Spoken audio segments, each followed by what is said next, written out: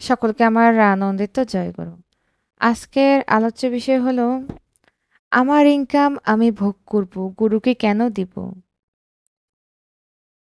কথাটা শুনতে অদ্ভুত লাগলেও অনেকে এভাবেই বলে থাকে। আধুনিক সময়ের বহু মানুষের মধ্যে একটি প্রশ্ন প্রায়ই উঠে, আমার উপার্জন আমি নিজে করি, তাহলে কেন আমি তা অন্যকে দেব? এই প্রশ্নের পিছনে আছে দুটি ভুল। প্রথমটি হলো আমার আয় সম্পূর্ণ আমার নিজের সাধনা ও পরিশ্রমের ফসল। দ্বিতীয়টি হলো গুরু একজন মানুষ মাত্র। তাকে কিছু দেওয়া মানে কেন ঈশ্বরের কাছে পৌঁছানো হবে?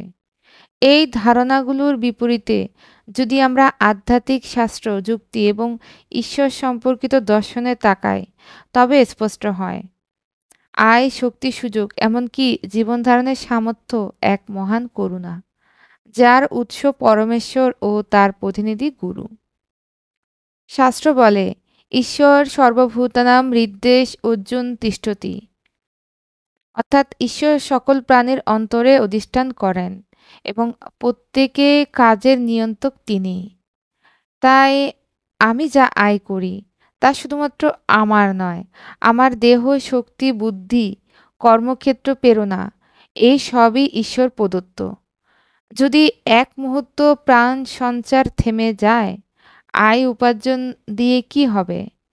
শ্রী ঠাকুর বললেন, যার দয়ায় আমি জন্মগ্রহণ করেছি, যার দয়ায় বেঁচে আছি, তাকে ভুলে যাওয়া চরম অকৃতজ্ঞতার পরিচয়। গুরু কে? গুরু ব্রহ্মা, গুরু বিষ্ণু, গুরুদেব মহেশ্বর। গুরু সাক্ষাৎ পরম ব্রহ্ম, তস্মৈ শ্রী গুরুবে নমঃ। গুরু কেবল একজন জ্ঞানী ব্যক্তি নন, তিনি সৃষ্টি স্থিতি প্রলয়ের স্বরূপ, ভগবানের জীবন্ত সাকার মূর্তি। শ্রী ঠাকুর স্পষ্ট করে বললেন, গুরু ভগবানের সাকার মূর্তি, অ্যাবসুলেট সত্যানুসরণ। তাই গুরুকে কিছু দেওয়া মানে ঈশ্বরকে দেওয়া। আমার উপার্জনের পিছনে যাদের অবদান আছে তাদের প্রতি কৃতজ্ঞতা প্রকাশ করাই ধর্ম। শ্রী ঠাকুর বলেন, যাহাকে দিতে পারো তাহার কাছে হতেই পাওয়ার অধিকার জন্মে, দিতে যে পারে না পাওয়া তার ঘটে না। সূত্র অনুশ্রুতি। এটাই ইষ্টিবৃতি গুরুর প্রতি নিবেদন, যা আধ্যাত্মিক জীবনের প্রথম ও প্রধান অনুশীলন। তিনি আরও বলেন, ইষ্টিবৃতি ইষ্টকে দিস, করিস না তুই বঞ্চনা, করলেই পাবি দুঃখ বিপদ গঞ্জনা। যেমন গ্রহেই থাক না রে তোর, গ্রহের ফেরে পড়বি কম, থাকতে আয়ু ঘাল হবি না, থাকিস স্বস্তায়নী ক্ষম। অনুশ্রুতি প্রথম খণ্ড। বিপদ আপদ বেড়া জালে, শক্তি যদি পেতে চাস, শ্রদ্ধা ভরে ইষ্টভীতি, নিত্য পালিস কাটবে পাশ।